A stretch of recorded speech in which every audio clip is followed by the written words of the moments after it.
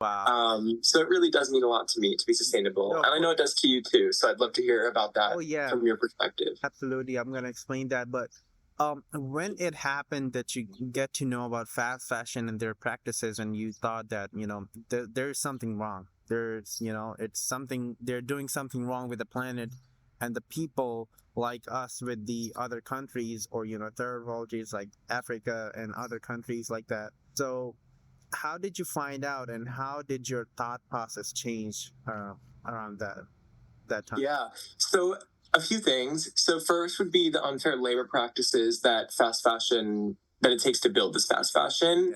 Yeah. These companies profit millions, if not billions of dollars, while the people who make the clothes get pennies a day and are treated super unfairly. So there's that perspective. There's also the literal amount of waste that fast fashion produces and the water waste to produce these clothes. And then my personal least favorite thing about fast fashion is just the lack of creativity.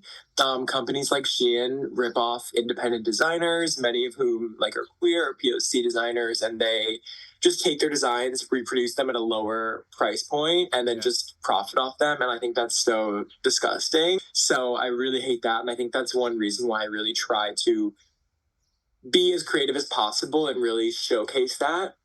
Yeah, and I think the biggest one of the biggest things that I've learned recently is the rise of micro trends on social media. We all want to follow these micro trends to stay relevant or to be popular on social media, but Yeah. that often sees us buying clothes from Shein for a cheaper price point, and just to try and stay up, catch up, because we can't always afford to participate. And when we do, we keep these things for maybe a month or two max, and then we just leave them in the closet to be collecting dust, and that's super harmful.